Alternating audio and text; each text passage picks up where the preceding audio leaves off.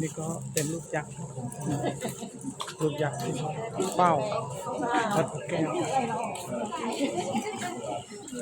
สวยงามมากครับผมให้พี่น้องได้ชมกัน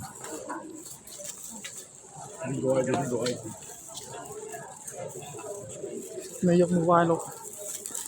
สาธุสาธุฤาษีรอด้วยสำริดเราสวยงามมากครับผม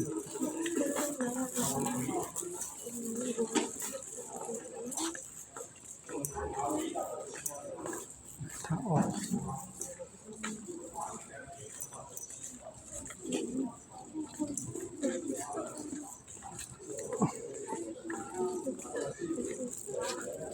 วัดพระแก้วข้างในเจ็ดนาทีเข้าไปแล้วพี่น้อง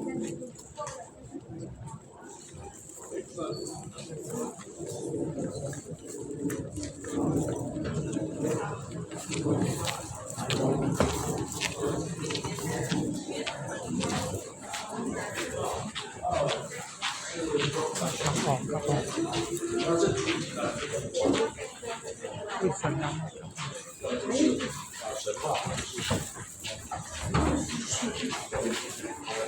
看完这个寺庙了，就冲到这里去看完的。就会容易累，在贴算。我这也是这个，我们眼镜。这里是有房屋。都是宝宝。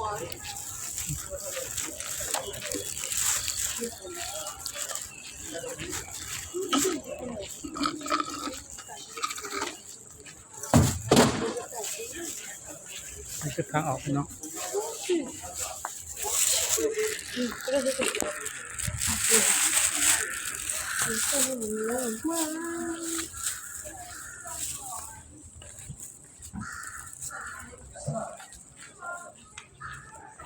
มาเฝ้าสว่างครับสะจุกนะเป็นทางออกนะกดเยอะมากครับ